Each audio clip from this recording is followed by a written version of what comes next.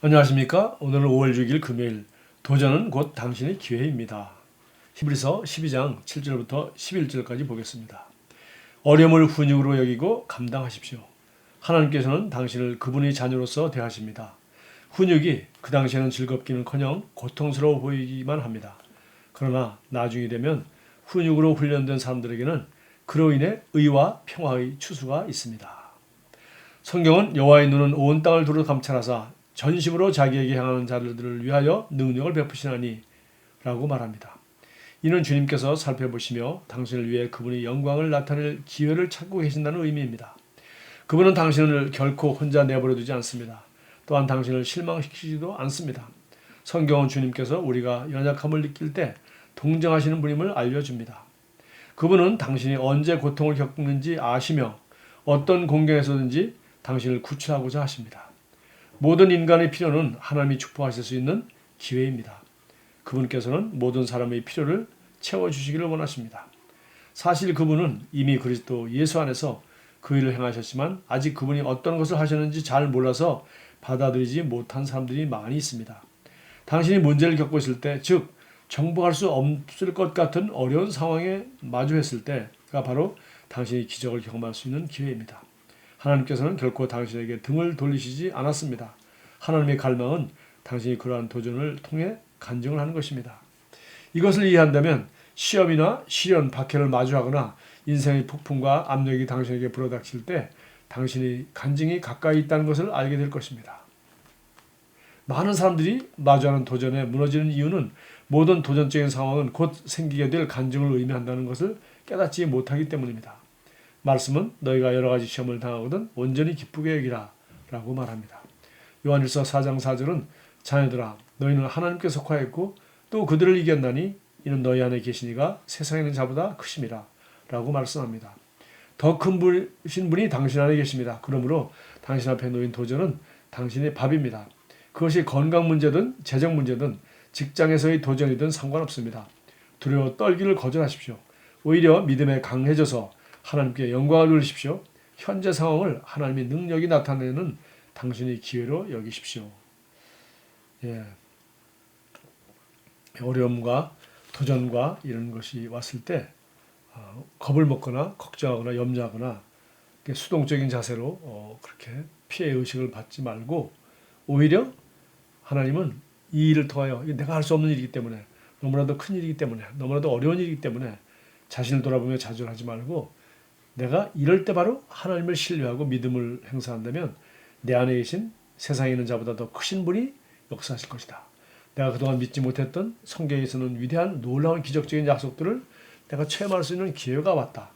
내가 지금까지는 이런 작은 믿음으로 살았지만 이번 이 기회를 통해서 내가 더 한 단계 믿음을 업그레이드 시키는 그런 기회가 되도록 더 큰 하나님, 더 놀라운 하나님의 약속을 믿고 믿음으로 내가 행할 것이다. 라는 이런 믿음의 태도를 갖게 될 때 우리는 반드시 믿음으로 도전과 어려움이 승리의 기회가 된다는 것입니다. 다시 말해서 간증거리가 된다는 것이죠.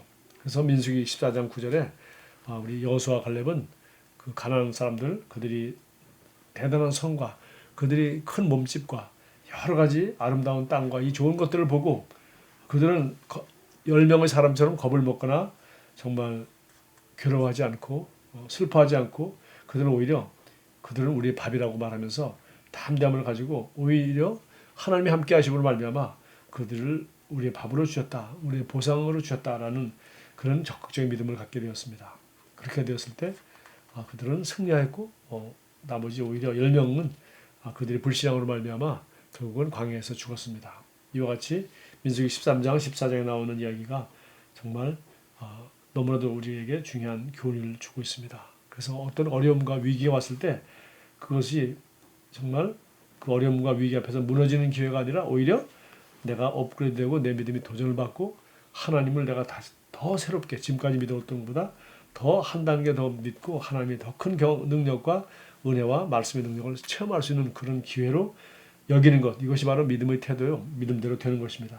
그래서 이것 전체를 가리켜 한마디로 야고보서 1장 2절에서 여러 가지 시험을 당하거든 온전히 기쁘게 여기라. 왜? 이 시험과 이 도전이 이렇게 더 좋은 것으로 될 것을 확실히 믿게 될 때 우리는 기도하고 구한 것을 받은 줄로 믿으라. 그래서 기쁘게 여기라는 것입니다. 환난과 시험이 왔을 때 오히려 기쁘게 여기라. 그것이 바로 믿음 있는 사람의 태도인 것입니다. 보통 우리 미국 사람들도 그렇게 얘기하고 저도 이렇게 번역해서 말합니다.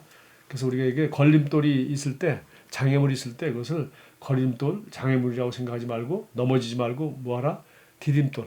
그래서 obstacle이 아니라 stepping stone. 우리가 걸림돌, 장애물이 아니라 디딤돌 우리 될 수 있도록 오히려 우리가 키가 작아서 올라갈 수 없는데 디딤돌이 있으면 넘어갈 수 있듯이 지금 현재 내 능력으로 할 수 없는데 오히려 이 장애물이 왔음으로 말미암아 하나님의 도우심으로 우리가 디딤돌을 삼고 오히려 간직거리를 만들어낼 수 있다. 그렇게 보라고 했습니다. 여기 참고 성경으로 말하고 있는 야고보서 1장 2, 4절을 보겠습니다. 내 형제들아 너희가 여러 가지 시험을 당하거든 온전히 기쁘게 여기라. 이는 너희 믿음의 시련이 인내를 만들어내는 줄 너희가 알미라. 인내를 온전히 이루라. 이는 너희로 온전하고 구비하여 조금도 부족함이 없게 하려 함이라. 이런 시험들을 통해서 우리는 인내가 늘어나고 이런 온전한 인내를 이루게 될 때 우리는 온전하고 구비하여 조금도 부족함이 없는 사람이 된다. 그런 얘기를 하였습니다. 자, 고린도후서 4장 8, 9절도 우리 여기 참고 성경으로 했습니다. 고린도후서 4장 8, 9절.